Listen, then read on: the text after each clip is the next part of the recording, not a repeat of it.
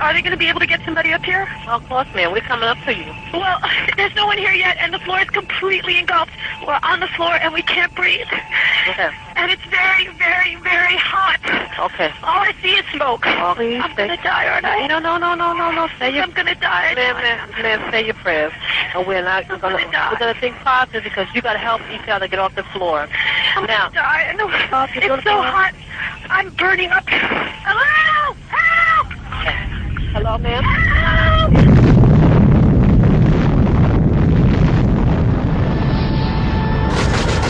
Osama bin Laden is the world's most wanted terrorist. Many to fight. Birthplace of bin Laden's terrorist organization, Al-Qaeda, the most feared terrorist of our time. Those responsible. Wanted man in the world. The terrorist with surprising name.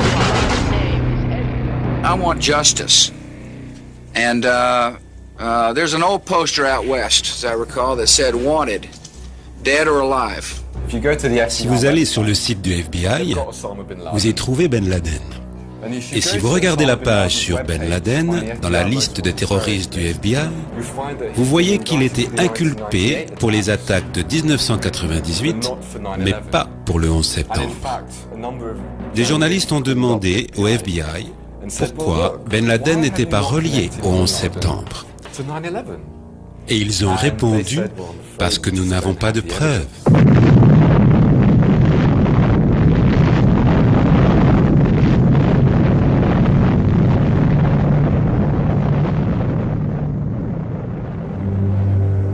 And that's just the beginning.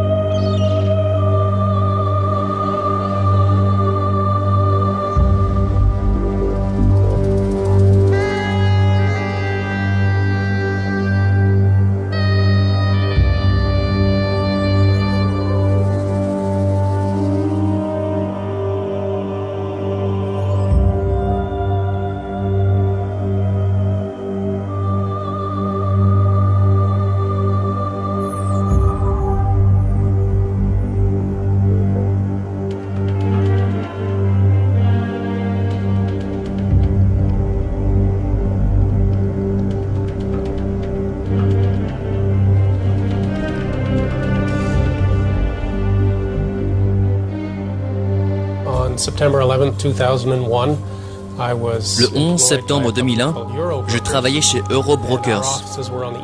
Nos bureaux étaient au 84e étage de la tour sud, la deuxième à être frappée par un avion. Je travaillais sur mon ordinateur et à 8h46, il y a eu un gros boom.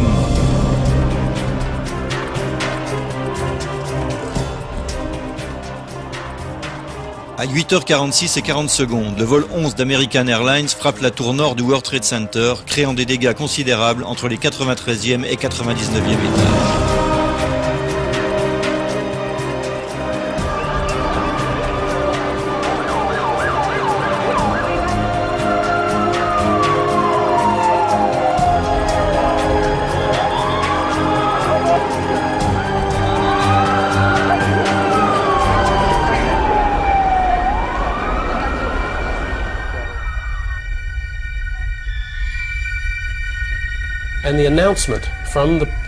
Puis il y a eu l'annonce de l'autorité portuaire.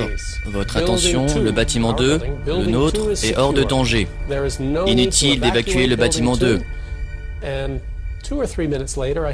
Quelques minutes plus tard, je parlais avec Bobby Cole. Et Bobby m'a dit qu'il avait descendu 8 ou 10 étages, qu'il avait entendu l'annonce et qu'il était remonté. Alors qu'il me racontait ça, boum, boum, une double explosion. Et notre bâtiment a été secoué. À 9h03, le vol 175 de United Airlines percute la tour sud.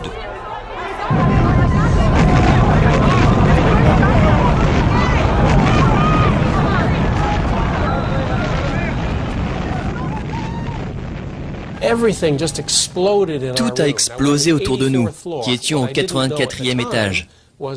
J'ignorais que le deuxième avion s'était encastré au 78e. Nous étions donc 6 étages au-dessus du crash.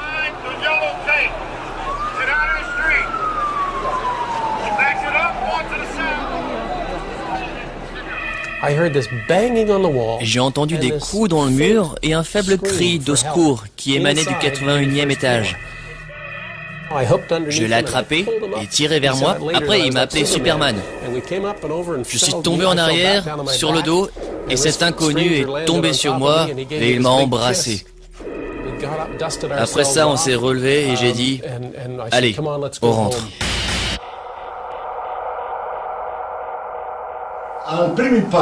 Au premier impact, les deux tours se balancent.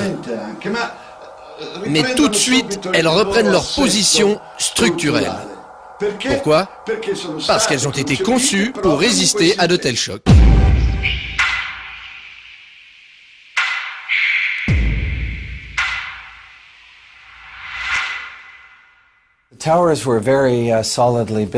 Les tours étaient solidement construites. C'est comme un arbre qui est fait de fibres interconnectées. Vous voyez, quand l'arbre se balance, les fibres gèrent le mouvement.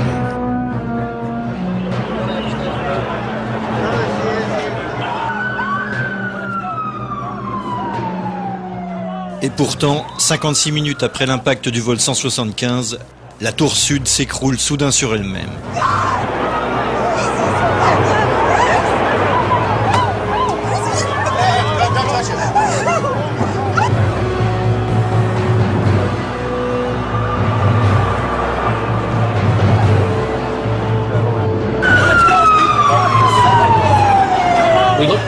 On s'est retourné et on a regardé la tour qu'on venait de quitter. Boum, boum, boum, boum, boum. Et on l'a vu commencer à bouger. On était stupéfaits. En 8 ou 10 secondes, toute la tour est tombée tout droit, complètement pulvérisée.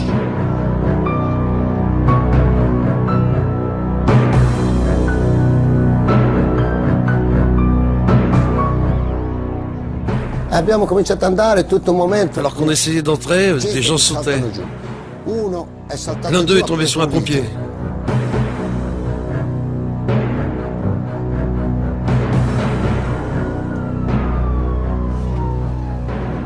À 10h28, la tour nord s'effondre elle aussi.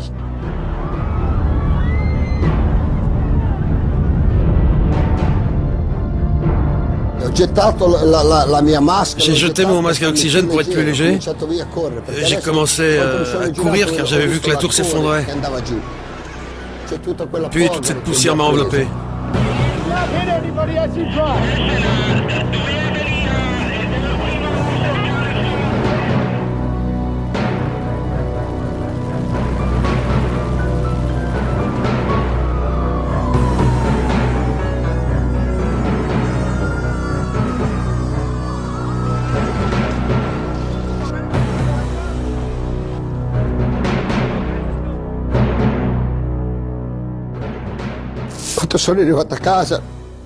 Quand je suis rentré chez moi, tous les miens étaient là.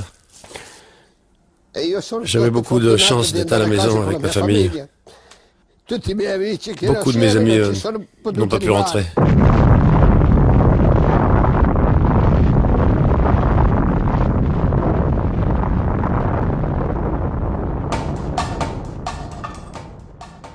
La version officielle de la chute des tours jumelles provient du NIST, l'Institut national des normes et de la technologie, qui entre 2002 et 2006 a étudié la destruction du World Trade Center, arrivant à la conclusion que l'effondrement a été causé par l'effet combiné de l'impact des avions et des incendies ainsi provoqués.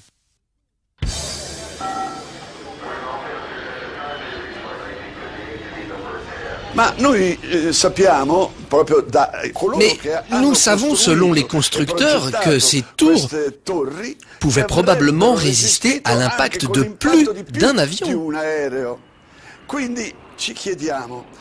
Alors, on se demande si ces constructeurs pensaient à des avions capables d'arriver jusqu'aux tours sans carburant. Ils pensaient peut-être que le vent les pousserait jusque-là.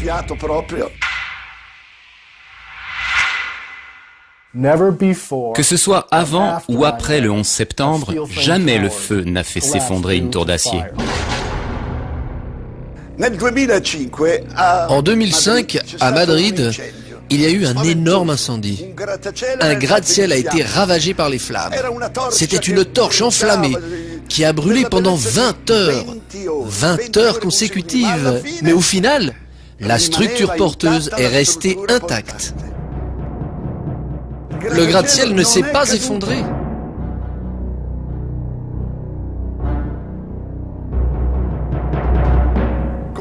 Comme vous pouvez le voir, tout l'édifice est en flammes. Cette tour n'est pas encore terminée, elle est encore en construction. Et pourtant, elle reste debout. Une chose que vous devez noter, c'est la couleur blanche des flammes. Ça indique qu'il y a beaucoup d'oxygène qui brûle.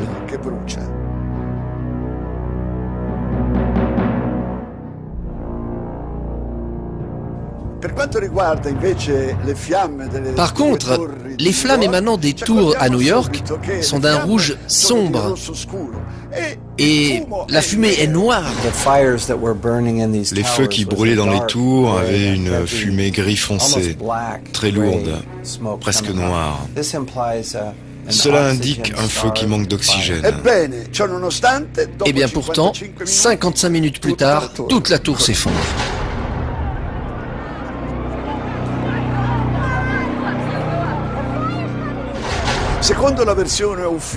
Selon la version officielle, à un moment donné, les poutres d'acier de la structure ont cédé. Elles avaient perdu la capacité à résister qu'elles avaient au début. Et tout cela à cause de la chaleur, une immense chaleur. Et puis, quelque chose d'étrange.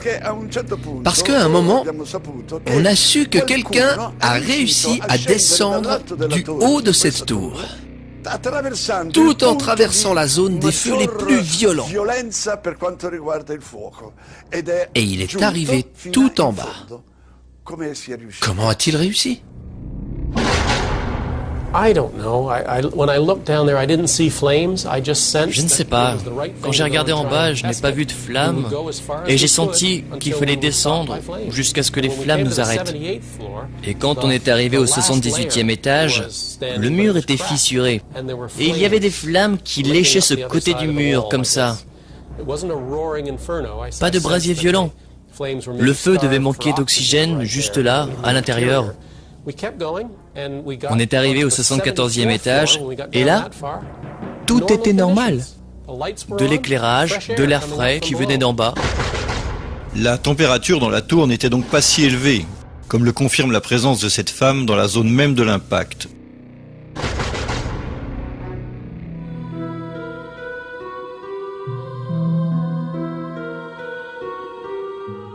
Pour vérifier l'effet dynamique de l'effondrement des tours et celui de la chaleur sur l'acier, l'Institut national des standards et de la technologie a commandé plusieurs tests dont certains ont été menés par la société Underwriter Labs.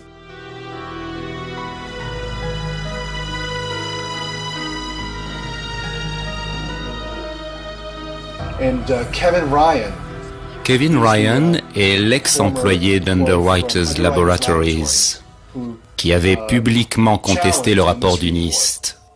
Une semaine plus tard, il a été licencié. Nous avons bien testé les planchers à l'aide de modèles en août 2004. Et ces tests ont réfuté la théorie principale de l'effondrement, dite de la pile d'assiettes. Les planchers devaient tomber les uns sur les autres, comme une pile d'assiettes, et les colonnes se désintégraient. Les modèles de plancher ne se sont pas effondrés durant le test, dans des fournaises et avec des températures bien plus élevées et des durées plus longues. Pas d'effondrement.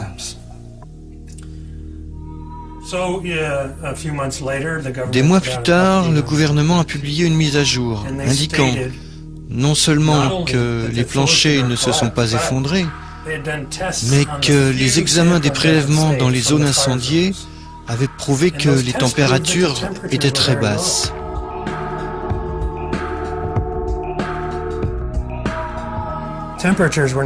Les températures n'étaient même pas assez élevées pour ramollir l'acier. Et maintenant, il publie un résumé qui dit que ça s'est passé ainsi, que les planchers s'étaient effondrés, que l'acier s'était ramolli.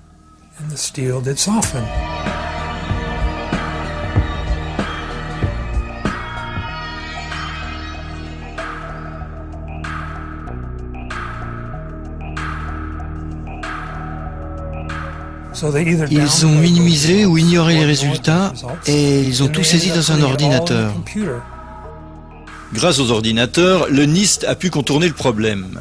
La théorie de la pile d'assiettes est devenue celle du fléchissement concave.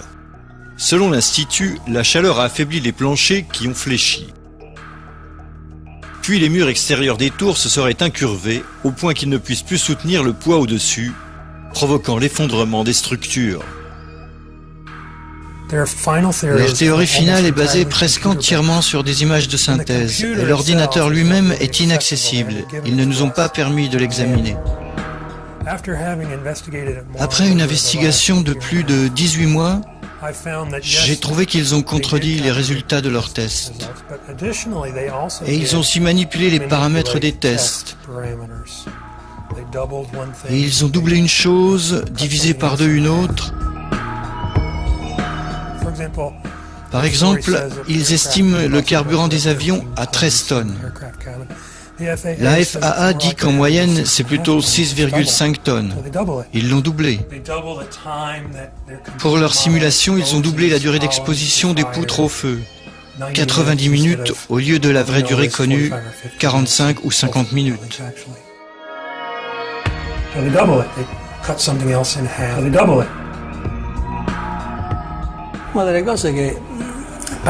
J'ai été particulièrement frappé par la vitesse incroyable à laquelle les tours se sont effondrées. Une vitesse qui n'avait rien de naturel. Si on laissait tomber un poids depuis 400 mètres de haut, la hauteur des tours, le temps pour arriver au sol, et on va même éliminer la résistance de l'air, qui évidemment ralentit la chute, eh bien, pour que ce poids arrive au sol, il lui faudrait environ 9 secondes. Ça a pris 8 ou 10 secondes pour toute la tour. Elle a chuté tout droit. Le point d'impact se situait grosso modo aux 2/3 de la tour. En supposant que la partie supérieure soit tombée car la structure a cédé, et que l'impact de celle-ci soit si énorme qu'il puisse endommager la structure restante, qui était encore intacte et capable de résister, ce qui veut dire qu'elle aurait ralenti la vitesse de la chute, il est évident que cette tour n'aurait pas dû s'effondrer si vite. Elle s'est effondrée comme s'il n'y avait rien en dessous. Or, il y avait cette structure massive qui aurait dû beaucoup la ralentir.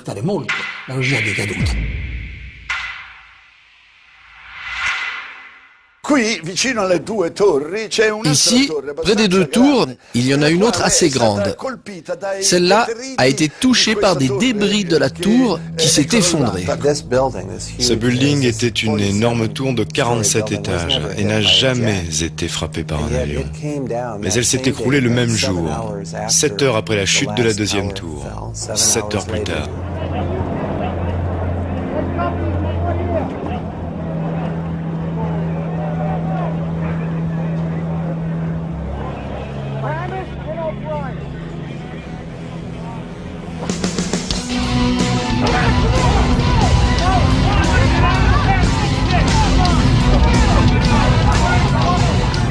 Nous avons calculé la vitesse de la chute, c'est quasiment la vitesse de la chute libre.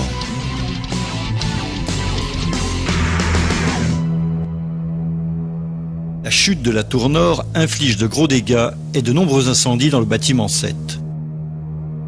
Pourtant, même la version officielle les juge insuffisants pour expliquer la chute. Mais alors pourquoi cet effondrement total à la vitesse de la chute libre? Quand j'ai vu la troisième tour s'effondrer, là j'ai réalisé qu'il fallait étudier ça, qu'on ne pouvait pas l'ignorer. Mais ce n'est pas tout. Le bâtiment 7 et les tours jumelles ont en commun quelque chose de déconcertant. Quelque chose qui ne peut pas être le résultat d'un effondrement spontané.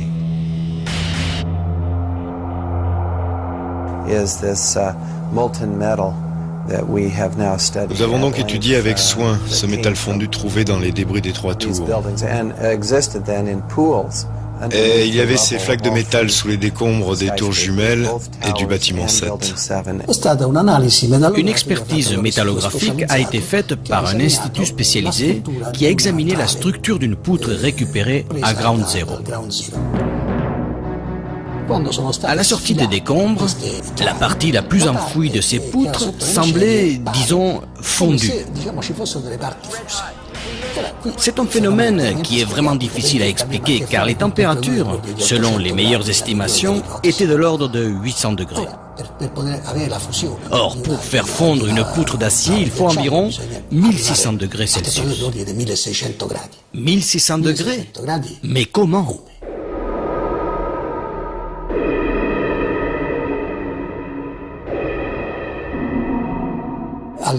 En examinant au niveau microscopique la structure matérielle de l'acier, on note la présence d'un élément qui, normalement, ne devrait pas s'y trouver. Et surtout, pas en si grande quantité. Il s'agit de soufre.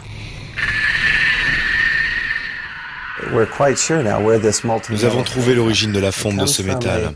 Cela vient d'une substance appelée thermite, qui est composée de poudre d'aluminium, d'oxyde ferreux et de soufre. La température est tellement élevée que l'acier fond. Il fond parce que, en à peine quelques secondes, on atteint les 2000 degrés. Seule la thermite aurait pu faire fondre les poutres d'acier.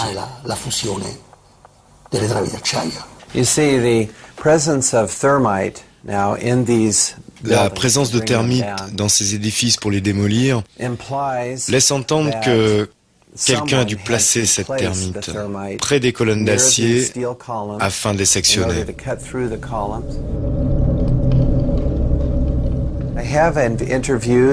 J'ai interrogé un expert en démolition qui m'a expliqué son travail. Ils placent les charges qui sont parfois radio-télécommandées pour déclencher les explosions.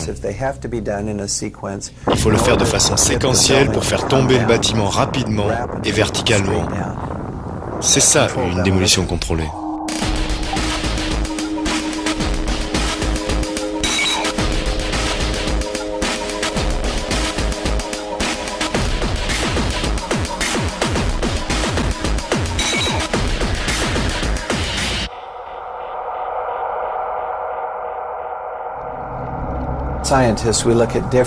En tant que scientifique, on étudie les diverses hypothèses, les différentes explications, et on regarde toutes les données afin de trouver la plus adaptée. Vous devez examiner l'ensemble de l'image. Oui, vous pouvez isoler un fait comme l'expulsion de matière et dire « Oh, c'était peut-être l'air sous pression qui a soufflé la vitre ». Mais ça n'explique pas le métal fondu, le soufre, les flaques sous les débris.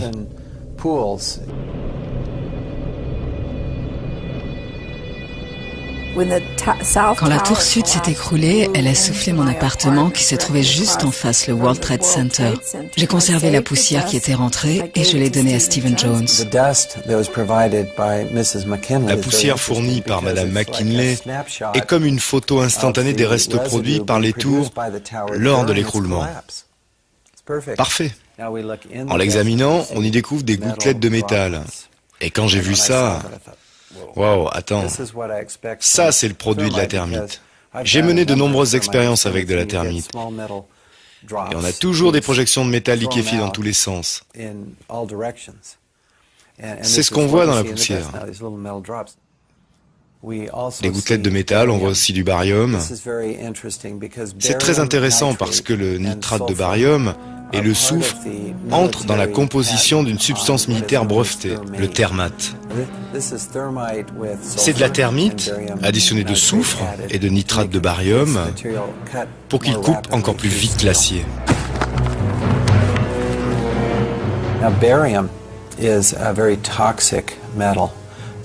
Le barium est un métal très toxique.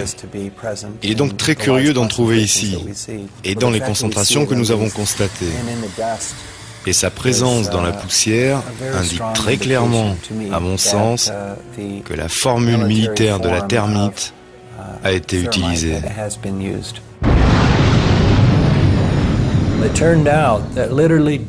Il s'avère que des douzaines de pompiers et de secouristes avaient témoigné avoir entendu 1, 2, 3, 7, 8, voire 10 explosions se déclencher dans le bâtiment. Certains ont dit avoir été fortement secoués et projetés dans les escaliers par les explosions. D'autres témoins ont dit avoir vu des flashs. Et beaucoup ont dit, c'était comme à la télé quand ils détruisent les bâtiments avec des explosifs. On voyait des flashs, on entendait les bruits. C'était pareil. J'ai travaillé 20 ans au World Trade Center comme gardien. Je faisais le ménage. Il y avait 6 niveaux de sous-sol. Les prestataires de services se trouvaient au premier sous-sol, le B1.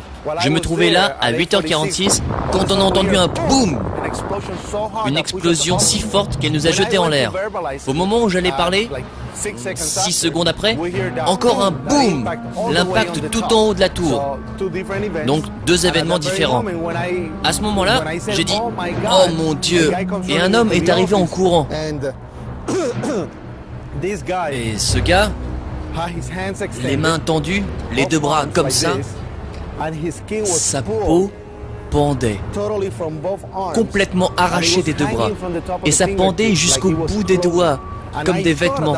Et j'ai cru que c'était des vêtements. Et quand j'ai voulu lui parler, j'ai réalisé qu'il lui manquait des morceaux du visage. Il avait en ce jour particulier le seul passe-partout. Il est parti avec le pass ouvrir les portes pour que les pompiers puissent entrer. Lui-même a sorti 15 ou 20 personnes. Donc j'ai ouvert les portes des cages d'escalier pour que les gens puissent se sauver. Willie est devenu un héros reçu à la Maison-Blanche. Nous avons une photo de George Bush qui reconnaît l'héroïsme de Willie. On a entendu plusieurs explosions. J'ai demandé aux pompiers, c'est quoi ces explosions? Et ils ont dit, peut-être le gaz dans les cuisines. Les cuisines étaient électriques, donc ça n'avait aucun sens. Une explosion énorme. J'ai entendu une énorme explosion, la plus grande de ma vie. Énorme. J'entendais de puissantes explosions au rez-de-chaussée. C'était très mystérieux. Des explosions qui semblaient être au rez-de-chaussée plutôt qu'en haut. Ça ne fait aucun doute pour moi que ces bâtiments, selon les lois de la physique, n'auraient pas pu s'écrouler sans l'aide d'une bombe. No! When I hear another explosion. No! I think it's a bomb. Willie a viré de 180 degrés dans cette affaire, bien que le président Bush l'ait traité en héros. Or, Willie l'attaque en justice. Bush, Cheney et d'autres sont accusés de meurtre. Il ne le fait pas pour l'argent, parce que cela lui a déjà tout coûté. Willie a déjà perdu sa maison, son travail. Son objectif est de découvrir la vérité.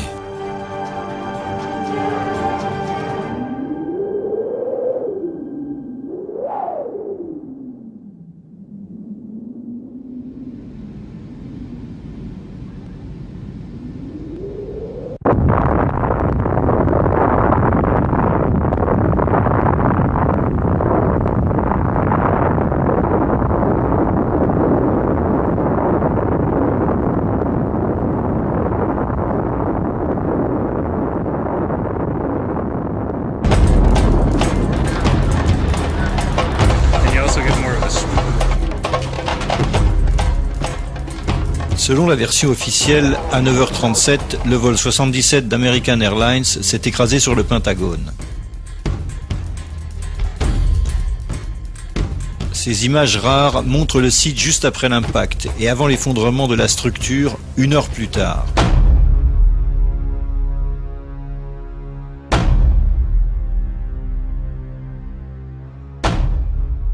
Comme on le voit, c'est assez insolite.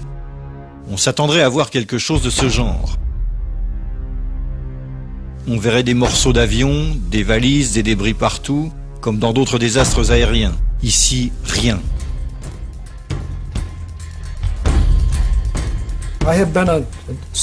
J'ai été sur place lors d'enquêtes sur des accidents dans l'US Air Force et je n'ai jamais vu un site d'accident sans élément apparent de l'avion qui s'est écrasé. Ici, on a un site de crash d'avion avec zéro preuve. Où est donc passé l'avion? Désintégré en heurtant la façade? Si cela était, le site du désastre serait couvert de milliers de morceaux. Bon, les réacteurs, les trains d'atterrissage, les freins, les pneus, c'est très difficile de les détruire, car ils sont faits d'acier trempé. Et je ne crois pas que l'avion puisse atteindre une vitesse suffisante pour les pulvériser. Ça, je ne l'ai encore jamais vu. You look around, there's a 16-foot hole for an airplane that's 100 and some feet wide.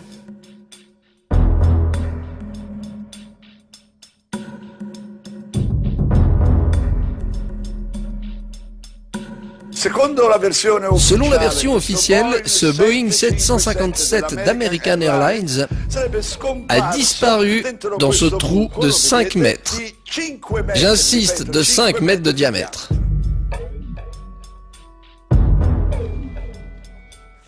Faisons quelques calculs. Un Boeing 757, avec ses ailes, bien sûr, fait 38 mètres de large. 38 mètres. Et quand on regarde la hauteur avec la queue, il fait 13 mètres et demi de haut. Faire passer cet énorme avion dans un trou de 5 mètres me semble un peu difficile. En plus, sur cette photo, on voit 2 rangées de fenêtres. Elles auraient dû être détruites par les ailes. Elles sont intactes, même pas cassées.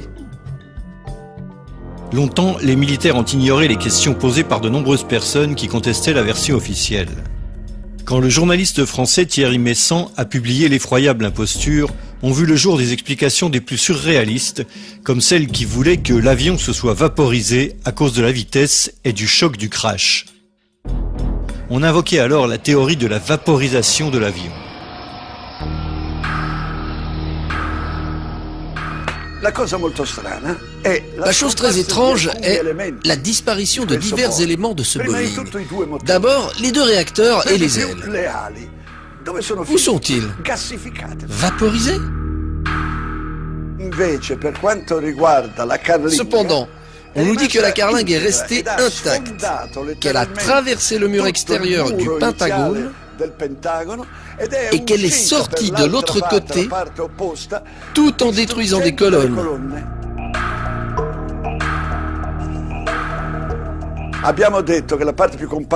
Les réacteurs sont la partie la plus résistante de l'avion car ils sont faits d'un alliage de titane et d'acier qui est très résistant. Il est si résistant qu'il ne s'évapore même pas à 3000 degrés.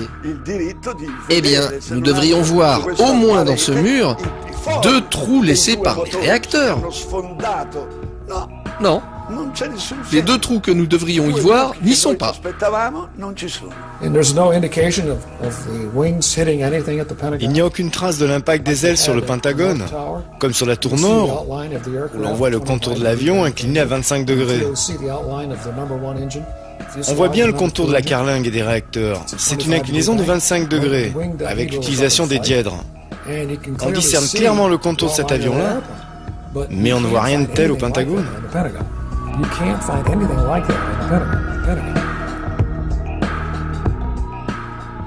Comme ces incohérences posaient des problèmes à la version officielle, et alors que l'armée gardait le silence, des photos des débris censés avoir été trouvés sur la pelouse et à l'intérieur du Pentagone sont apparues dans les journaux et sur Internet.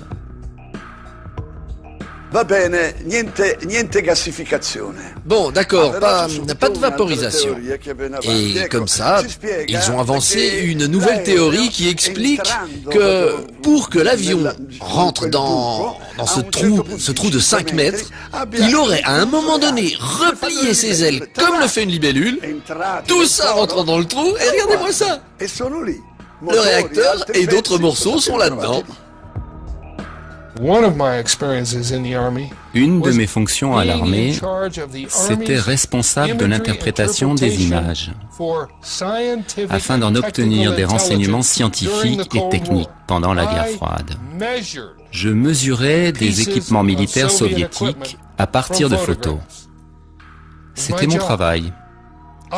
Je vois le trou dans le Pentagone, et je vois la taille d'un avion censé avoir heurté le Pentagone. L'avion ne rentre pas dans ce trou-là. Alors, qu'est-ce qui a bien pu heurter le Pentagone?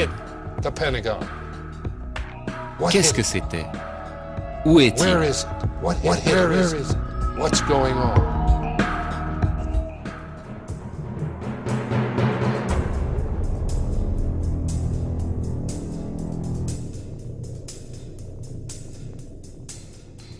Le général Arnold, le matin même, tout de suite après l'impact présumé, a ordonné à l'un de ses pilotes de chasse de survoler le Pentagone pour observer ce qu'il voyait et de lui transmettre directement son rapport.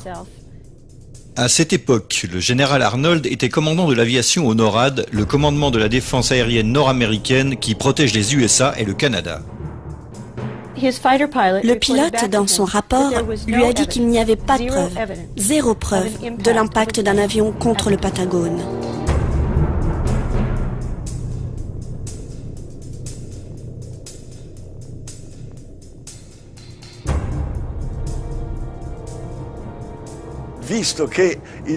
Comme le Pentagone était en possession de 86 enregistrements vidéo différents et complets, pourquoi alors ne les ont-ils pas montrés aux gens qui avaient des doutes?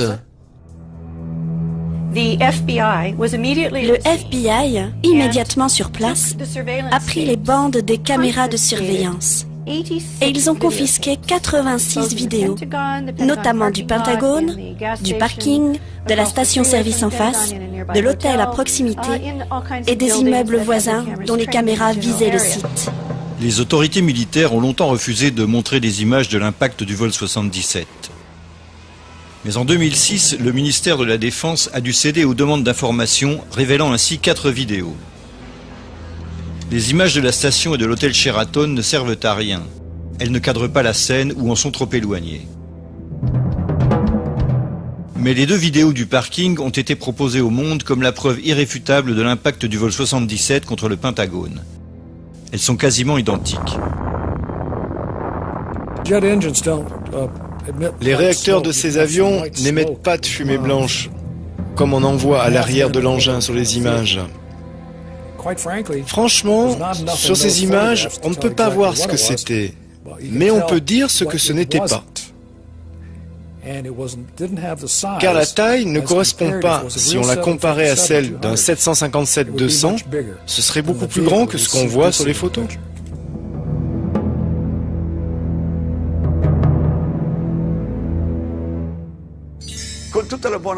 Avec la meilleure volonté, parvenez-vous à voir un avion ici? Le Pentagone a dit que l'avion n'est pas visible, car malheureusement, il est passé entre une image et une autre, une image passée. Mais cet avion, où a-t-il terminé?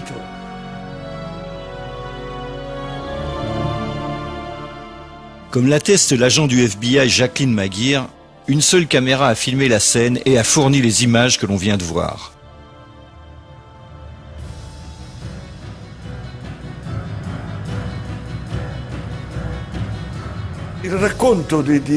L'histoire de la trajectoire de l'avion est très paradoxale. On n'arrive pas à comprendre comment, pour descendre jusqu'au niveau du mur du Pentagone, Il a pu virer de 270 degrés alors que sa vitesse était de l'ordre de 800 km/h.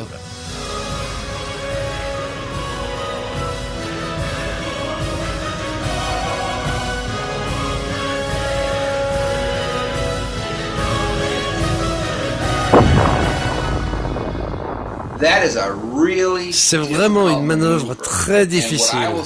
Et je vous affirme qu'un pilote expérimenté, avec des milliers d'heures de vol, aurait probablement besoin de 10 à 20 essais. Un pilote vraiment doué, probablement 10 ou 20 fois, avant d'être capable de réussir cette manœuvre. Un 757 n'est pas conçu pour faire ça. Un 757 est conçu pour être un paquebot de croisière volant. Ce n'est pas acrobatique. On ne fait pas ça avec un avion de cette taille. Quand les contrôleurs aériens à l'aéroport de Dulles l'ont vu virer sur le radar, ils ont cru voir un chasseur. Car il n'y a que les chasseurs militaires qui peuvent faire ça. On peut les piloter à distance. Ils ont d'autres capacités. Ils sont vraiment conçus pour pouvoir faire ce genre d'acrobatie.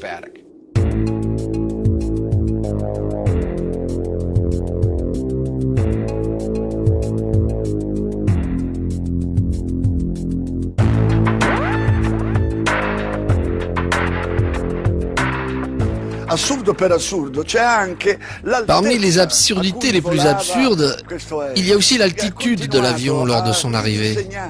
Il aurait suivi les variations du terrain à 6 mètres du sol, pendant 1 kilomètre, tout en sautant une colline. Puis, il a traversé une route, arrivant finalement face au bâtiment sans faire d'autres virages, car il n'y avait plus d'espace.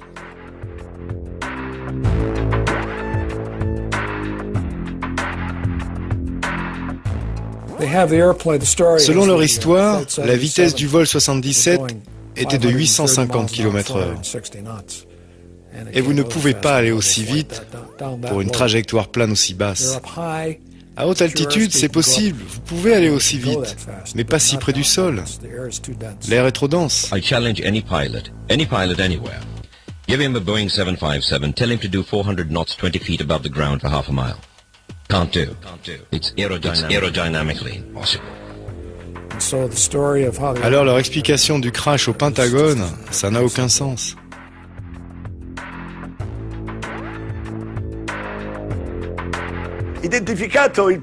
Une fois identifié, le pilote Annie Anjour et même son instructeur de vol, cet instructeur a déclaré que son élève n'était même pas capable de piloter un avion monomoteur.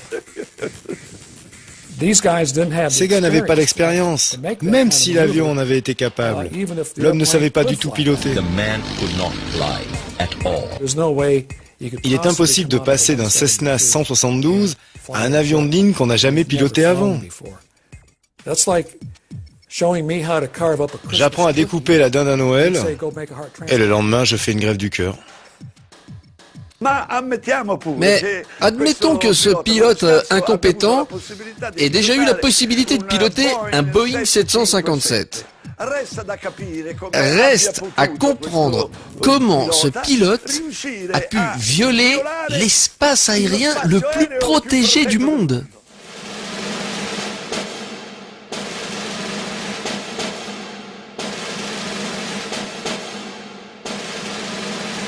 Aucun avion inconnu ne s'approche du Pentagone ou de la Maison Blanche. Ça n'arrive jamais.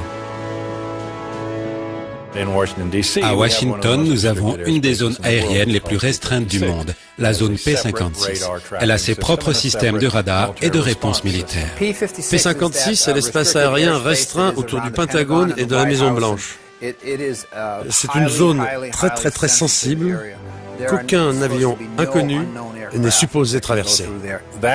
Une zone d'identification pour la défense aérienne s'étend dans un rayon de 80 km autour de Washington.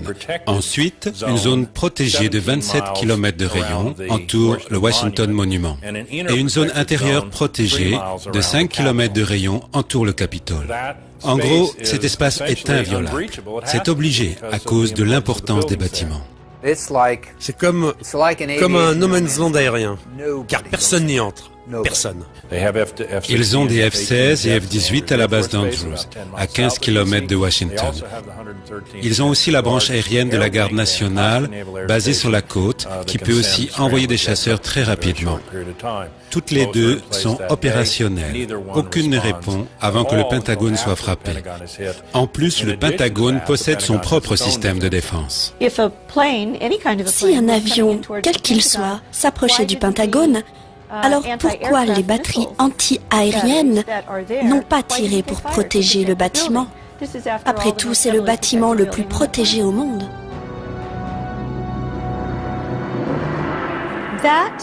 Cet avion devait être un avion militaire, parce que seuls ces avions-là émettent le signal d'identification ami ou ennemi, appelé système IFF.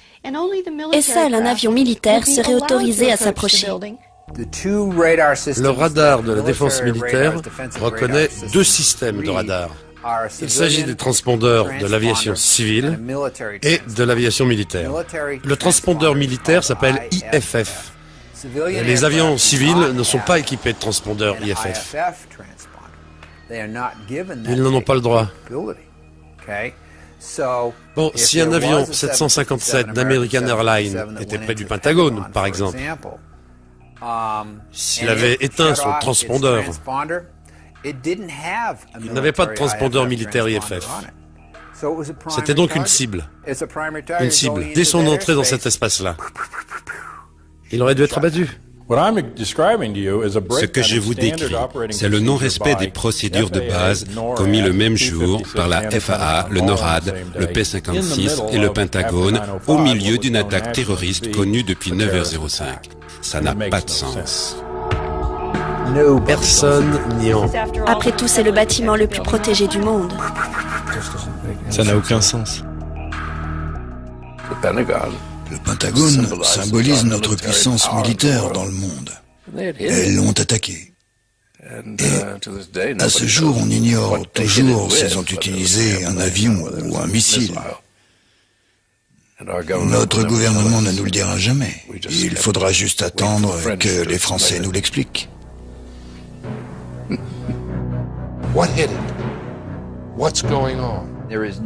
Personne, à aucun moment dans cette enquête, n'a pu dire avec certitude que c'était le vol 77 d'American Airlines. Ils supposent, ils présument, ils disent « voilà ce que l'on croit que c'est ». La contrôleuse, Danielle O'Brien, qui a vu sur son écran le bip inconnu, arrivant de l'ouest à grande vitesse, ne pouvait pas l'identifier. Elle n'avait que les données primaires, car le radar secondaire, le transpondeur, était coupé.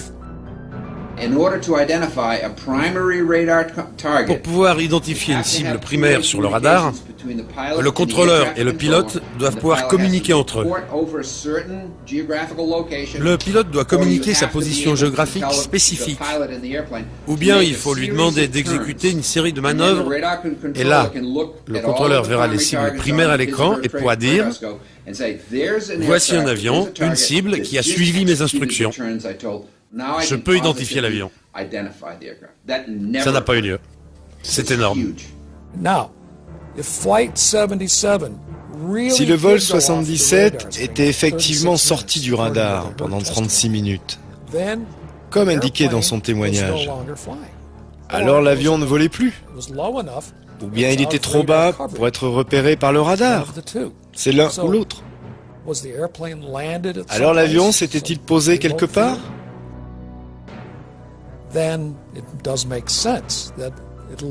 Dans ce cas-là, c'est normal qu'on l'ait perdu pendant 36 minutes. Mais en dehors de ça, il y a très peu d'explications. À la lumière de tout ce que nous avons vu et entendu, il semblerait que la version officielle ne soit pas entièrement adéquate. Nous voulons que les faits nous soient expliqués et surtout qu'ils soient correctement analysés. Nous voudrions que quelqu'un nous explique enfin la vérité. Les États-Unis dépensent chaque année 892 milliards de dollars pour défendre leurs citoyens et leur territoire. C'est le pays le mieux protégé du monde, selon le président Bush. Pourtant, Le 11 septembre, le cœur de l'Amérique a été attaqué depuis le ciel. 3000 Américains sans défense ont été tués dans leur propre ville. Si j'avais siégé à cette commission qui étudiait le 11 septembre, l'unique question que j'aurais posée, à laquelle le NORAD n'a jamais voulu répondre clairement, était pourquoi les chasseurs n'ont-ils pas décollé automatiquement dès les premiers détournements?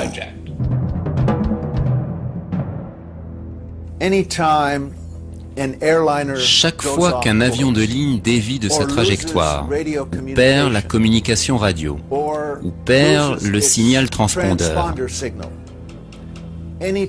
chaque fois qu'une de ces trois choses arrive, l'avion est censé être intercepté.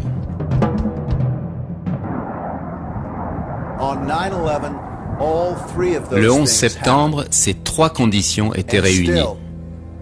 Et pourtant, il n'y a pas eu d'interception. Ces avions ont circulé entre 20 et 90 minutes, sans jamais être interceptés. Nous sommes en contact direct avec nos collègues de la défense aérienne, reliés en permanence par cet appareil, à écran tactile. On a juste à appuyer ici, sur une touche, pour envoyer l'appel, et dans ce cas, l'opérateur à la défense répond directement. Il répond en 2 ou 3 secondes, et on peut ainsi échanger des informations.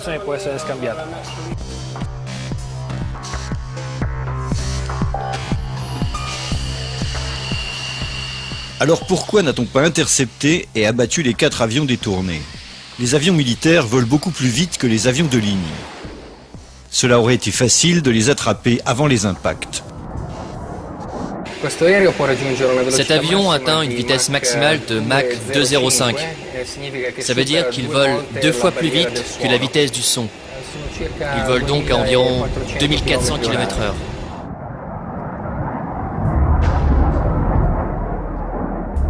Au nord-est des États-Unis, il y a 16 bases aériennes militaires.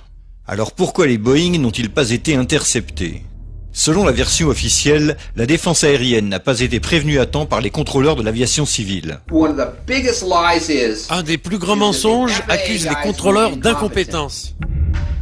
Quand nous perdons un avion, nous agissons. On ne reste pas là à traîner. Non. On suit la procédure.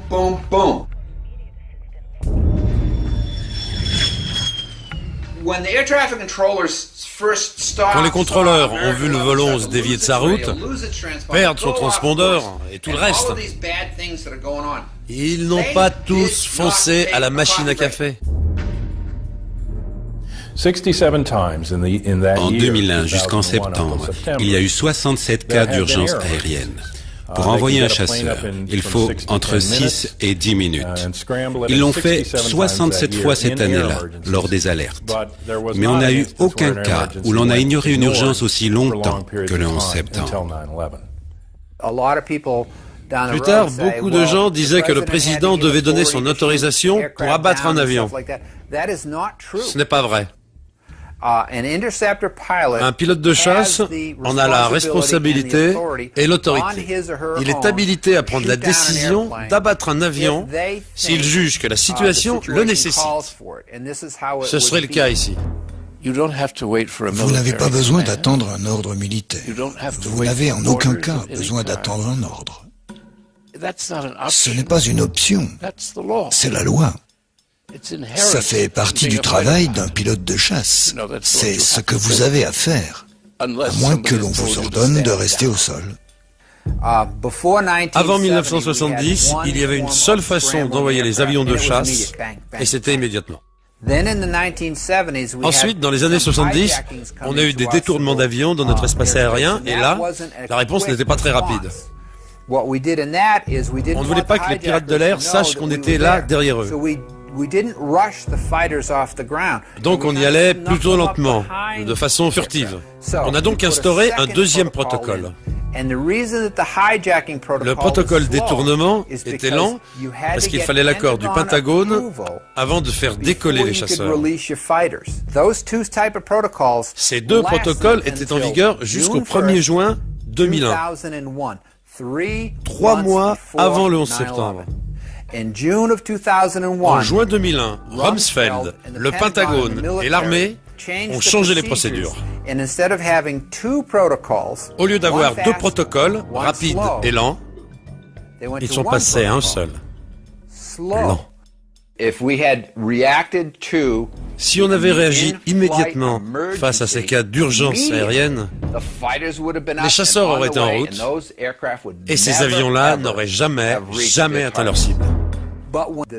Mais quand les contrôleurs ont essayé d'alerter l'armée,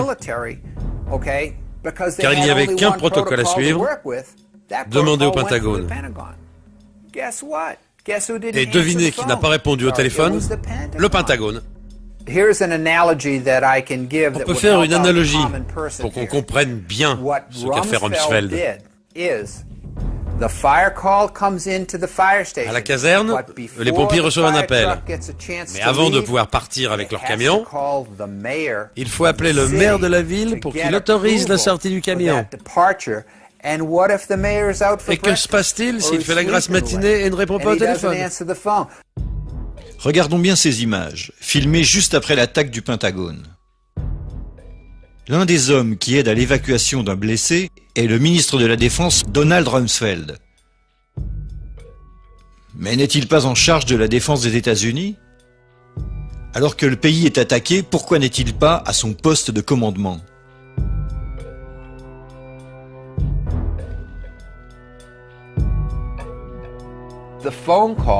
Le téléphone sonnait au Pentagone, on cherchait à joindre l'armée, et les militaires étaient là à se dire « Ne décrochez pas, non, ne décrochez pas, c'est pas la peine ».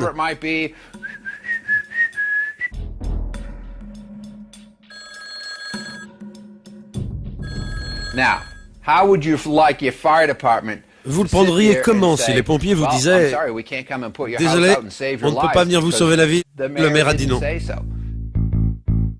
Et le 12 septembre, ils ont encore changé les protocoles. Retour au premier, le rapide, qui est en vigueur actuellement. Voici comment le Pentagone de Rumsfeld a géré cette affaire. Ils sont passés d'un protocole à l'autre.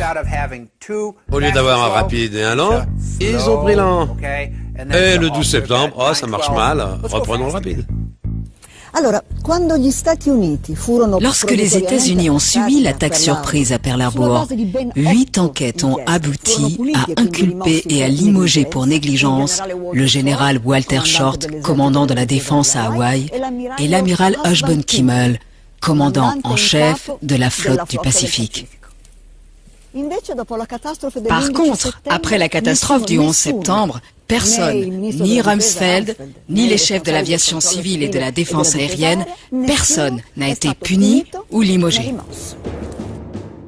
Général de brigade Montag Winfield. Il a demandé le 10 septembre au capitaine Charles Leidig de le remplacer provisoirement à son poste de directeur des opérations du centre de contrôle du Pentagone à partir de 8h30 le matin suivant. Leidig venait juste de recevoir l'habilitation pour diriger ce centre. Le 11 septembre, Winfield a repris son poste après le crash du vol 93.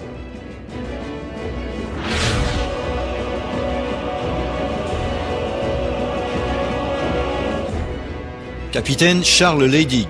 Il a pris le poste de Winfield comme directeur des opérations du LMCC au Pentagone le matin du 11 septembre.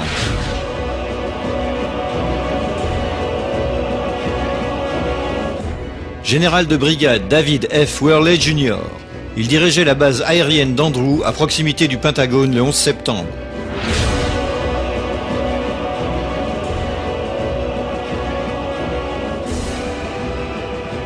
Richard B. Myers, vice-président de l'état-major des armées. En l'absence du président de l'état-major Hugo Shelton, il était ce jour-là le chef de toutes les forces armées.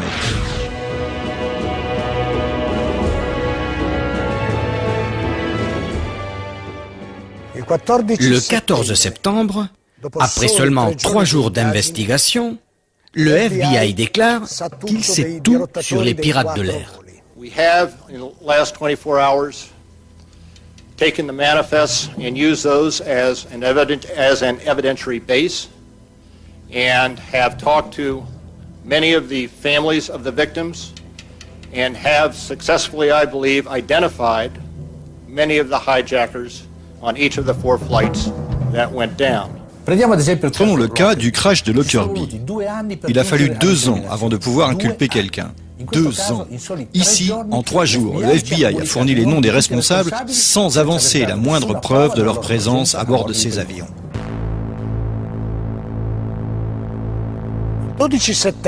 Le 12 septembre, le ministre de la Justice américain, John Ashcroft, déclare au monde entier que le passeport de l'un des pirates a été retrouvé près des débris de Ground Zero.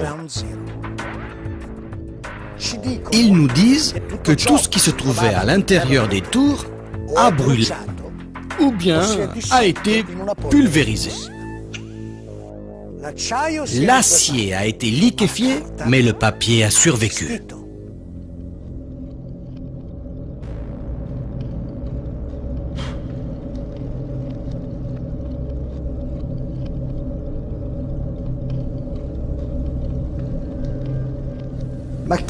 Mais qui étaient-ils réellement, ces pirates de l'air? La version officielle dit que 15 des 19 pirates étaient originaires d'Arabie Saoudite, qu'ils se sont formés en Afghanistan et qu'ils étaient des fondamentalistes musulmans, des musulmans fanatiques.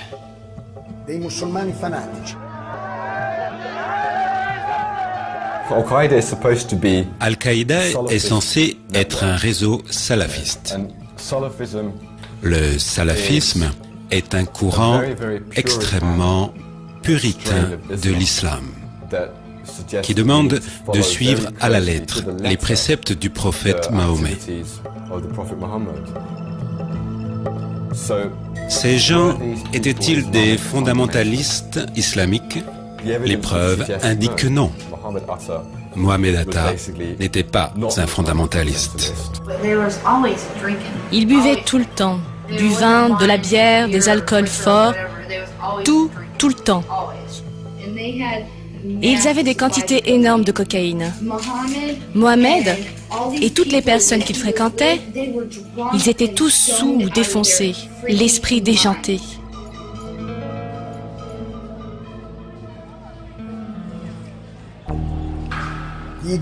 Les dossiers d'identité fournis par le FBI sont vraiment très étranges. Chaque dossier correspond à plusieurs personnes différentes, avec des attitudes différentes, des biographies différentes. Ils sont dans des lieux différents, parfois simultanément. Quand on parle de Mohamed Atta, de quel Mohamed Atta? Est-ce celui qui, à Hambourg, travaille avec les renseignements allemands, ce Mohamed Atta-là? Est-ce le Mohamed Atta qui apparaît à Venise, en Floride, qui est un haut lieu de l'Agence nationale de sécurité, celui qui prend des cours dans une petite école de pilotage pour apprendre à piloter des petits monos et bimoteurs, des Cessna, et dont le colocataire est Charlie Voss, un ancien pilote de la CIA, qui livrait des armes au Nicaragua et repartait avec de la cocaïne. Ce Mohamed Atta-là, est-ce le Mohamed Atta qui a parlé à son père le 12 septembre, selon un article de Newsweek qui a interviewé son père au Caire? C'est celui-là? Est-ce le Mohamed Atta qui va au Shukrum Bar à Hollywood, en Floride, qui se drogue à la cocaïne, se saoule à la vodka, et qui, quand on lui demande de régler sa note, répond « Je bosse pour une compagnie aérienne américaine. Tu penses que je ne peux pas payer ?» Puis il dit « Je nique Dieu. » Ce n'est pas le comportement d'un fanatique islamique qui est sur le point de mourir en martyr. Selon la version officielle, alors que Atta vivait encore à Hambourg en Allemagne, avant de déménager aux États-Unis, en fait, son homonyme américain rend visite à un département du ministère de l'Agriculture et demande à une fonctionnaire un prêt de 650 000 $ pour affréter un petit avion et l'équiper d'une grande citerne remplie de produits chimiques. Comme elle refuse de lui accorder ce prêt, il menace alors de lui trancher la gorge. Puis, il lui dit qu'il est pilote chez American Airlines. Il jette sur le bureau des billets de banque et demande des informations sur le système de sécurité des tours jumelles. Il essaye même d'acheter l'affiche du Pentagone qui se trouve sur le mur du bureau. Puis enfin, il s'en va. Est-ce le comportement d'un membre d'une cellule dormante ou plutôt celui de quelqu'un qui veut qu'on se souvienne de lui?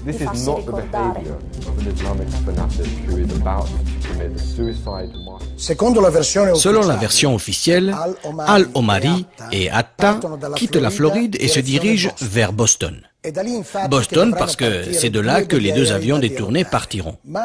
Mais arrivée à Boston, la voiture ne s'arrête pas. Elle continue jusqu'au Maine, 300 km plus au nord. C'est l'après-midi du 10 septembre. Le lendemain, ces deux-là vivront le jour le plus important de leur vie. Une journée qui n'admettra pas d'erreur. Et que font-ils? Un tour à Portland. Ils y passent la nuit et se font remarquer en faisant la fête. Ils paient avec des cartes bancaires à leur nom. Ils font tout pour laisser des traces de leur passage. Le lendemain matin, ils quittent le Maine et ils prennent l'avion pour Boston à 6 heures du matin.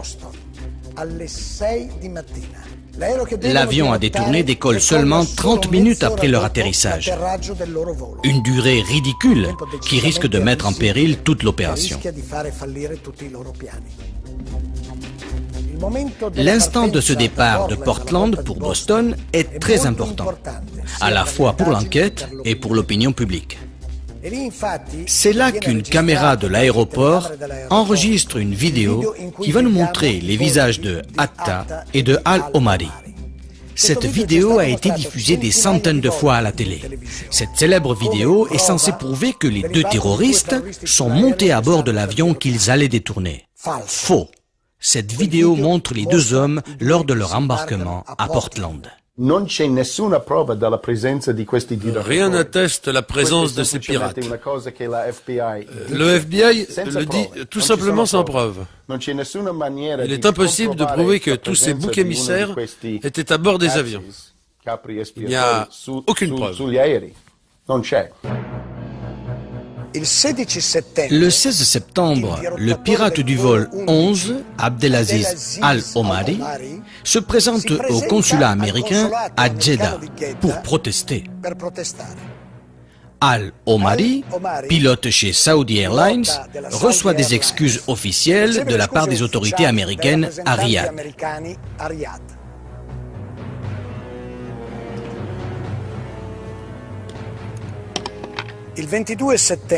Le 22 septembre, Walid al-Shehri déclare aussi qu'il est vivant. Lui aussi est censé avoir été à bord du vol 11. Chez lui, à Casablanca, au Maroc, l'impertinent al-Shehri clame son innocence.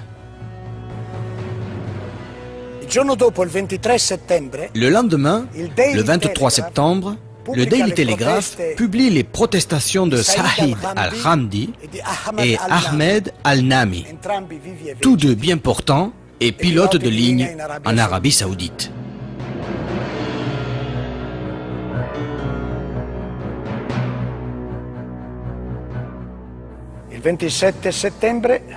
Le 27 septembre, CBS retrouve Salem al-Hazmi. Selon le FBI, il est mort dans le crash au Pentagone. Mais curieusement, il s'obstine à mener une vie en Arabie Saoudite, où il travaille dans une usine pétrochimique.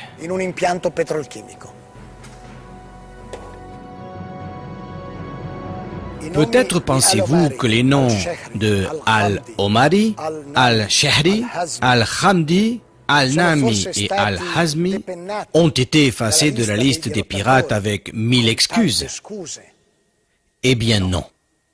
6 ans après, Ces 19 personnes restent les seuls coupables des attentats.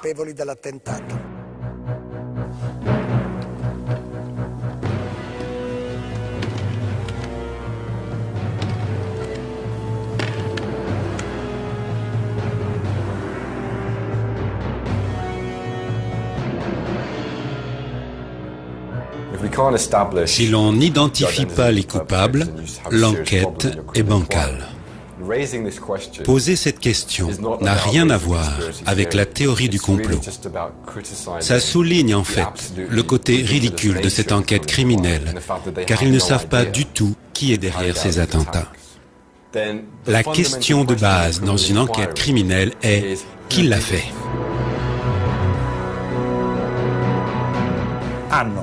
Ils ont cette organisation du mal, et le chef de cette organisation, Ben Laden. Ils ont ce réseau secret dans les grottes afghanes. On dirait le scénario d'un film de James Bond.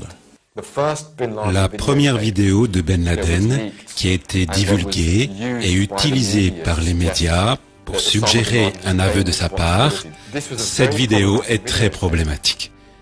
On l'a analysé et constaté qu'il s'agissait d'une fraude pour de nombreuses raisons. Pour prendre un exemple basique, Oussama Ben Laden porte une bague en or. La loi islamique proscrit aux hommes de porter de l'or. Pourquoi le chef d'un mouvement militant salafiste porte-t-il une bague en or? Ça n'a pas de sens.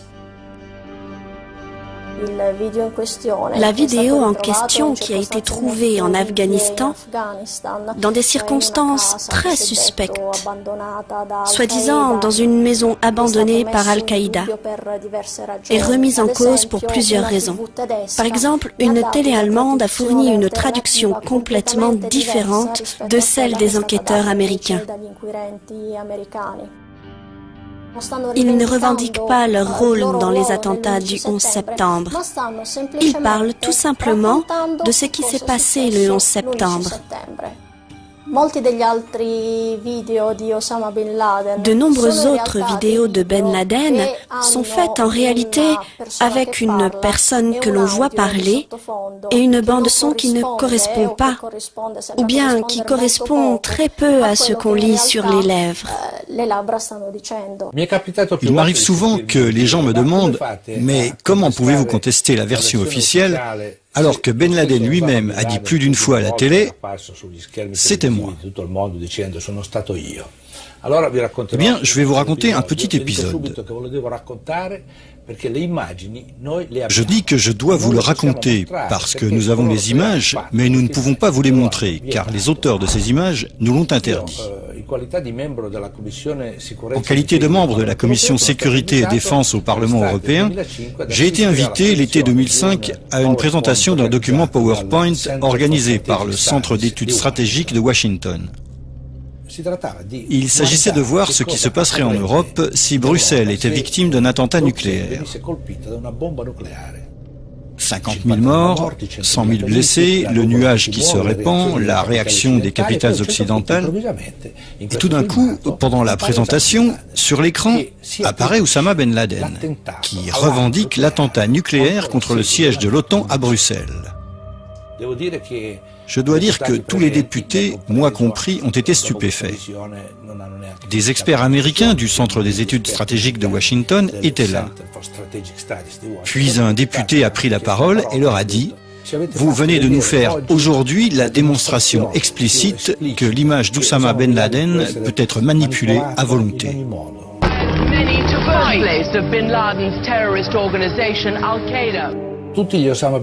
Il se peut que tous les Oussama Ben Laden vus pendant ces années n'aient jamais existé, tout comme il n'y a jamais eu d'attaque nucléaire contre le siège de l'OTAN à Bruxelles.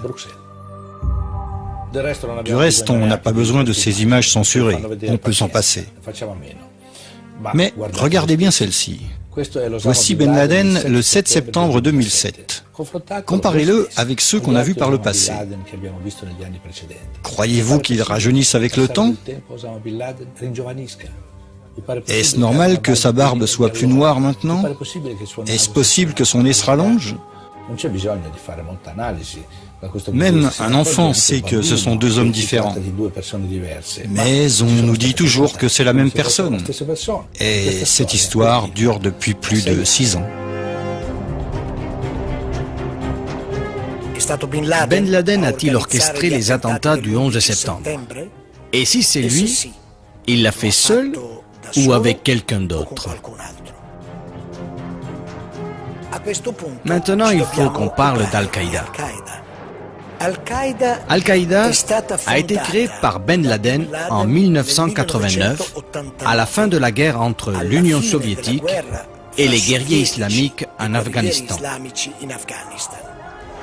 Après la guerre, et non pour la guerre. Mais alors, contre qui devaient servir tous ces volontaires islamiques? Que voulait dire Al-Qaïda à cette époque-là? C'est très intéressant. Robin Cook, ancien ministre des Affaires étrangères britannique, a confirmé dans le Guardian qu'Al-Qaïda était un terme inventé par la CIA. Inventé pour désigner une base de données des Moudjahidines recrutés et formés par la CIA. Et il a raison. En arabe, pour dire base de données, on ajoute juste ce mot, Al-Qaïda Malouma. Al-Qaïda veut dire la base et Malouma veut dire les données. Ensemble, ça fait base de données. Al-Qaïda est factice. Al-Qaïda n'est pas une organisation, c'est juste une étiquette. Il n'y a pas d'organisation Al-Qaïda. C'est une liste de participants à la guerre d'Afghanistan dans les années 80. Al-Qaïda n'est rien. C'est seulement un fantoche créé par les propagandistes occidentaux pour montrer le grand mal au public.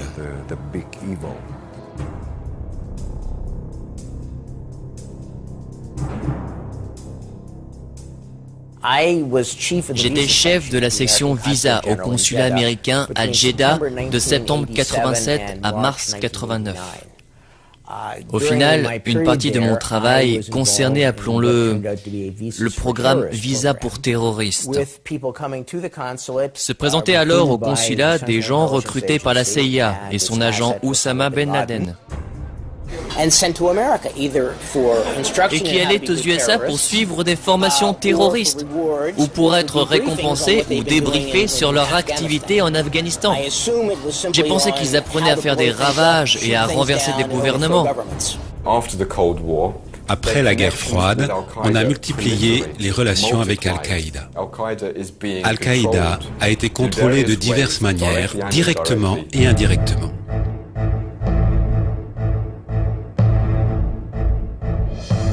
Al-Qaïda a été utilisé systématiquement dans de nombreux conflits. Par exemple, de 1992 à 1995, nous avons le conflit en Bosnie.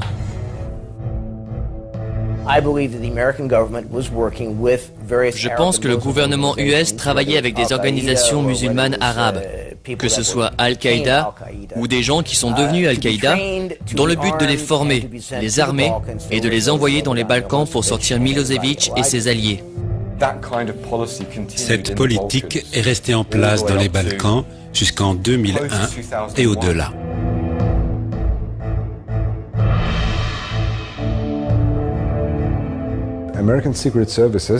Les services secrets américains qui ne faisaient que livrer des armes pendant la guerre, après la guerre, ont alors embauché les Moudjahidines sans emploi. C'est un fait confirmé par de nombreux témoignages de Moudjahidines recueillis par des tribunaux allemands. Ils ont été embauchés par des sous-traitants du Pentagone, notamment par la société privée MPRI, compagnie professionnelle de ressources militaires. MPRI est une société privée, mais en fait elle fonctionne comme une sorte d'arme secrète de l'armée US. Ils emploient plus de généraux 4 étoiles sous contrat que le Pentagone lui-même. Si le Pentagone a un sale boulot à faire et doute de pouvoir obtenir les fonds et l'accord du Congrès, il confie ce travail à cette société privée. Au début de l'été 1999, MPRI a installé ses Moudjahidines en Bosnie, dans les Balkans, notamment au Kosovo, pour soutenir leur armée terroriste, l'UCK. Ils ont été embauchés et payés tous les mois. Beaucoup de Moudjahidines utilisés en Bosnie ont joué un rôle dans les grandes attaques terroristes des 5 dernières années. Si on regarde le 11 septembre, 5 des 7 Arabes impliqués dans l'opération sont des anciens Moudjahidines employés en Bosnie. 5 sur 7. Personne n'en parle. Comme le savent tous ceux qui ont déjà demandé un visa pour entrer aux États-Unis, il faut fournir des informations extrêmement détaillées. Un haut fonctionnaire du consulat américain à Jeddah, Michael Springman, a démissionné, dénonçant le fait que beaucoup d'agents secrets de la CIA travaillaient dans son service et délivraient trop facilement un grand nombre de visas à des gens très suspects. Un de mes bons contacts, extérieur au consulat, un homme d'affaires, m'a dit que si je disais un mot aux inspecteurs du département d'État qui enquêtaient sur ce qui se passait au consulat, je serai licencié sur le champ. Eh bien, ce bureau de Jeddah a délivré la plupart des 15 visas utilisés par les pirates pour entrer aux États-Unis. Aucun de ces 15 formulaires n'était conforme.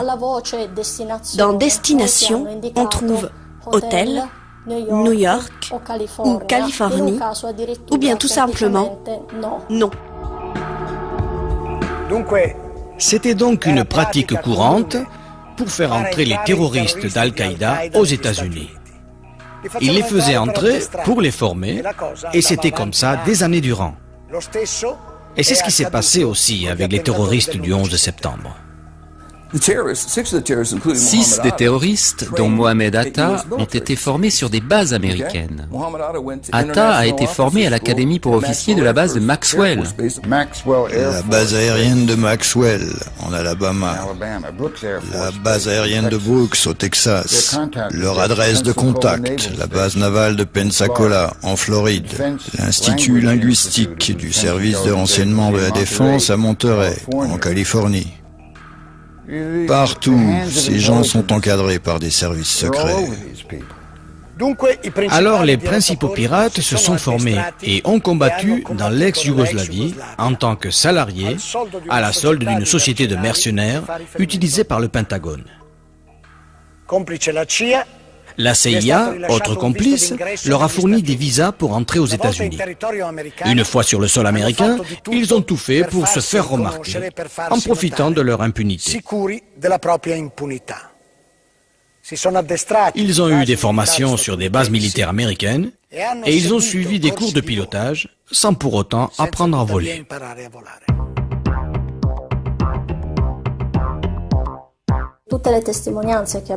Tous les témoignages concernant ces cours de vol indiquent qu'ils étaient incapables de piloter même un petit avion léger. Par exemple, Mohamed Atta a loué un petit avion à une école de vol, mais il n'a même pas réussi à le faire décoller. Il l'a planté là, sur la piste, et s'en est allé. Pour les 2 autres pilotes, leur instructeur Rick Gaza a déclaré aux enquêteurs et à la presse qu'il ne comprenait pas comment ces 2-là avaient pu manœuvrer un avion, car selon son expression, ils étaient comme 2 parfaits idiots.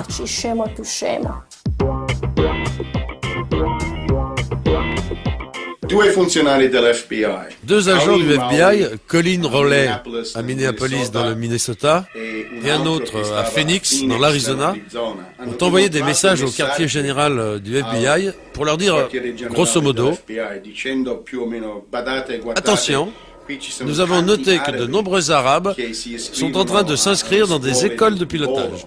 La première personne d'une école de pilotage qui contactait le FBI prenait un grand risque, car à ce moment, elle dénonçait un client qui paye. Et ces écoles de pilotage dépendaient en quelque sorte des pilotes étrangers. Malgré cela, elle dénonce un client. Cette personne est très suspecte. Une longue liste d'indices indiquait que Moussaoui était un terroriste. Il voulait apprendre à décoller, mais pas à atterrir. Je n'ai jamais vu de ma vie une personne aussi étrange voulant apprendre à voler.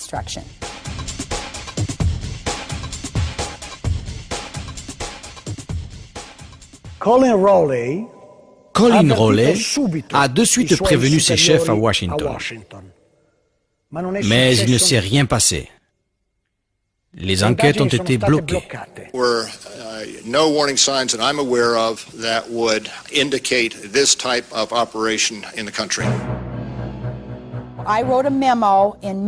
En mai 2002, j'ai rédigé un document de 12 ou 13 pages, un rapport destiné à la commission d'enquête du Congrès et du Sénat. Et en fait, j'ai démontré qu'il était faux de prétendre que c'était impossible d'empêcher les attaques du 11 septembre.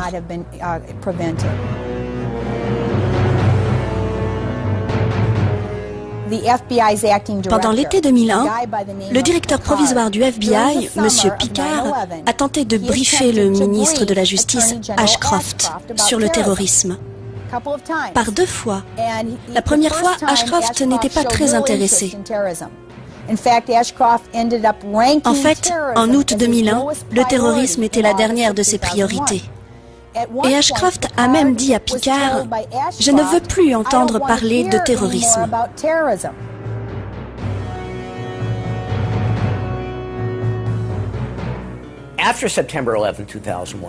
Après le 11 septembre, quand j'ai appris que des avions avaient heurté les tours jumelles et le Pentagone, j'ai dit « Mon Dieu !» Eh bien, selon le Los Angeles Times, ce sont ces mêmes personnes qui avaient obtenu leur visa au consulat américain à Jeddah.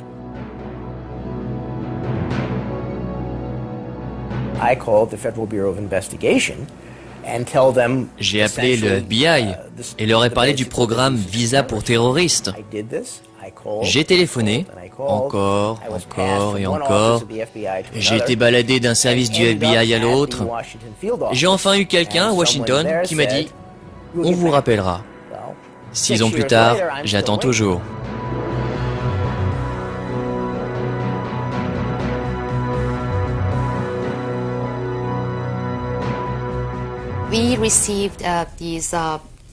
Nous avons reçu ces cassettes audio. Elles avaient été obtenues de différentes sources 3 mois avant le 11 septembre par un informateur iranien qui travaillait pour le FBI depuis 10 ans, depuis 1991 ou 1992.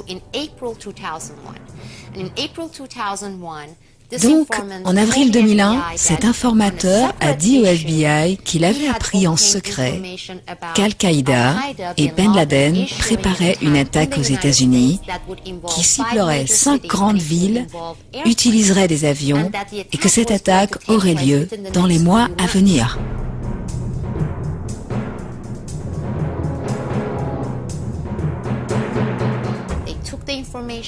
Ils ont pris l'information, ils l'ont jugée importante. Ils ont rempli des formulaires et ils ont tout transmis à leurs supérieurs. Mais il ne s'est rien passé.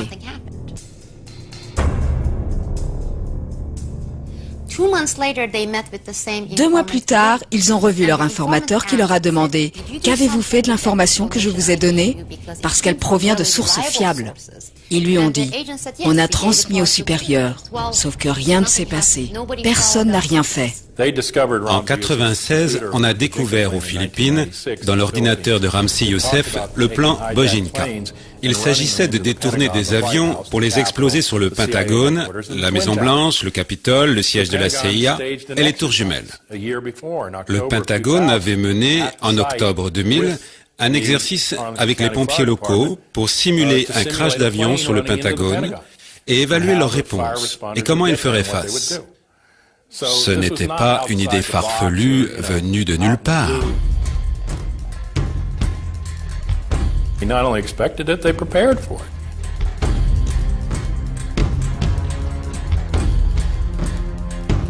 Une des déclarations les plus fréquentes de l'administration Bush était « Ces attentats étaient une attaque surprise ». I don't think anybody could have predicted that they would try to use an airplane as a missile, a hijacked airplane as a missile. And I don't think the prior government that could envision flying airplanes into buildings on such a massive scale. Selon le USA Today, de 1999 à 2001, l'aviation militaire états-unienne, 4 fois par an, menait des exercices où il s'agissait de simuler des détournements d'avions de ligne par des terroristes. Les cibles choisies, les tours jumelles et le Pentagone.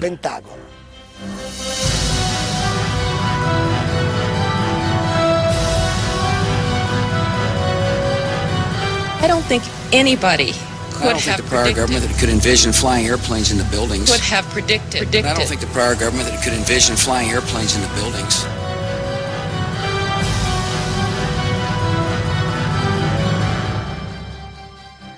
Le 11 septembre 2002, le New York Times a écrit « Un an après cet événement, le public a eu moins d'informations sur les circonstances qui ont coûté la vie à 2801 personnes en pleine journée au sud de Manhattan que les gens n'en ont eu en 1912, quelques semaines après le naufrage du Titanic. » 5 ans après cet article, ce qui s'est passé ce jour-là reste un mystère.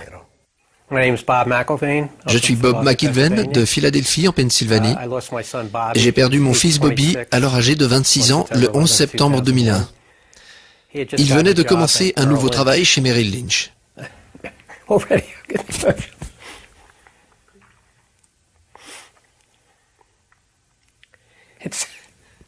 Ça me surprend à chaque fois. Ça me passera, mais la seule mention de ce jour-là, et toute la douleur remonte en flèche. À force d'en parler, tu penses que ça deviendra plus facile, mais non. Les résultats de la commission d'enquête du 11 septembre sont extrêmement décevants. Beaucoup de preuves ont été ignorées. Beaucoup de témoins n'ont pas été contactés ou entendus. Le rapport final laisse de côté beaucoup de points cruciaux. Quelques jours avant le 11 septembre, Mohamed Atta a reçu une énorme somme d'argent. Environ 100 000 $, qui lui avait été envoyé par un agent secret pakistanais. C'est un scandale car la commission d'enquête du Congrès américain n'a jamais interrogé cette personne. Et ils n'ont jamais cherché à faire la lumière sur cette transaction de 100 000 $. Tous les témoignages passaient à la télé. Tout le pays regardait. Le mien, c'était à huis clos. Pourquoi ils ont fait ça? Je leur ai dit qu'il y avait des explosions, que des gens ont été brûlés avant l'impact de l'avion, que ces gens étaient vivants et disponibles et prêts à témoigner.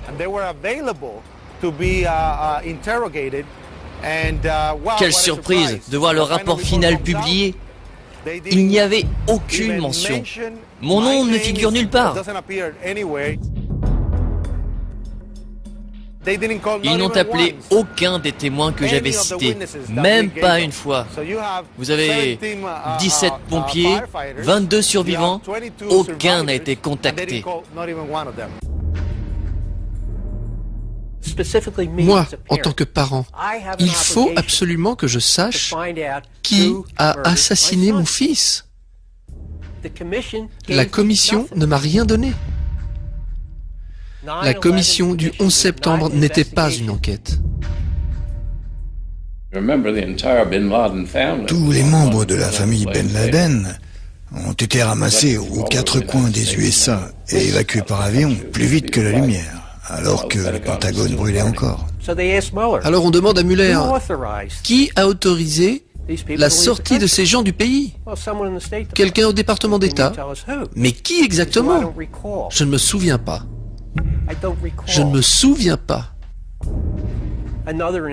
Autre exemple, le général Myers, plus tard dans l'enquête. Une question sur Moussaoui. Vous souvenez-vous avoir reçu des informations sur Moussaoui? La réponse fut « Je ne me souviens pas ». Je ne me souviens pas. Ashcroft, ministre de la Justice. Picard, directeur du FBI pendant l'été, avait témoigné qu'il avait reçu 71 avertissements qu'il se passerait quelque chose pendant l'été. Ashcroft, impassible, a menti. Quel avertissement? On ne s'intéressait pas au terrorisme. No warning signs that I'm aware of. And I don't think the prior government could envision flying airplanes into buildings. Ces personnes ont menti et notre gouvernement les a protégés. Il était évident que ces gens qui témoignaient mentaient. Mueller devrait être en prison, Ashcroft en prison, Condoleezza Rice en prison. I don't think anybody could have predicted that they would try to use airplanes into buildings. Osama bin Laden is the world's most wanted terrorist. Ils ont cette organisation du mal, ils ont son chef, Ben Laden. Ils ont ce réseau secret dans des grottes afghanes. Tonight, the United States of America makes the following demands on the Taliban. Deliver to United States authorities all the leaders of Al-Qaeda who hide in your land.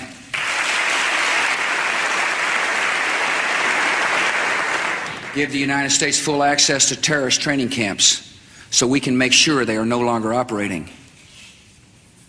These demands are not open to negotiation or discussion.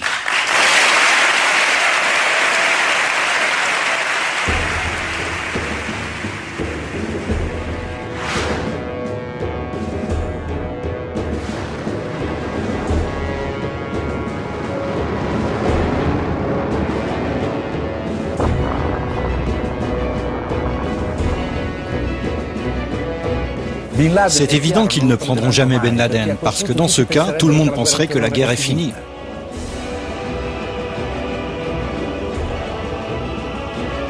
It's hard for Americans to imagine how evil the people are who are doing this.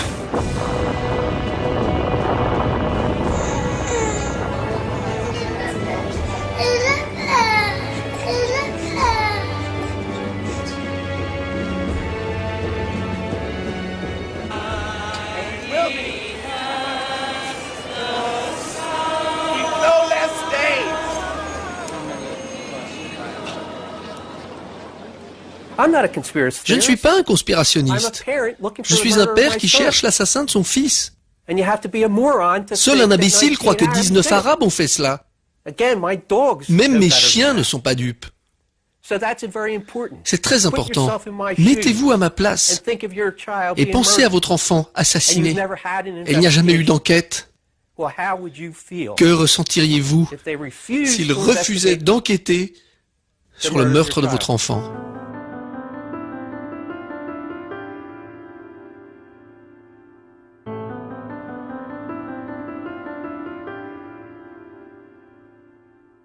Je suis resté chez moi jusqu'à 3 heures du matin.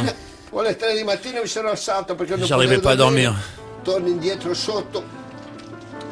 Je suis reparti là-bas, chercher un pompier, un policier, quelqu'un, même si... Je voulais trouver quelqu'un qui travaille là, pour me donner un peu de réconfort.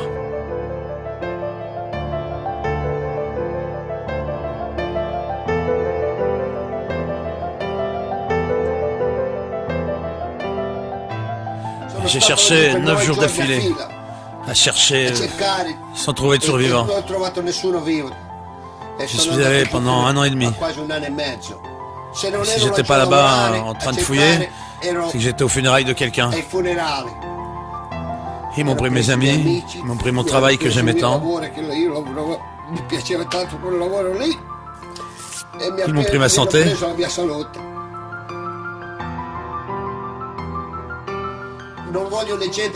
Je ne veux pas que les gens oublient ce jour-là.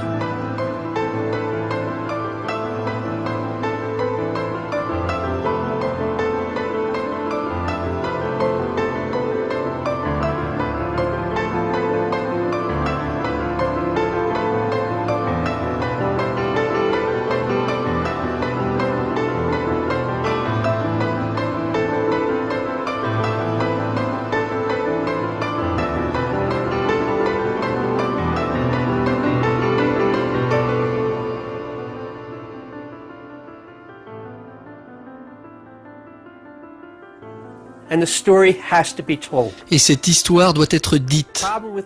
Le problème avec les Américains, c'est comme un gros iceberg.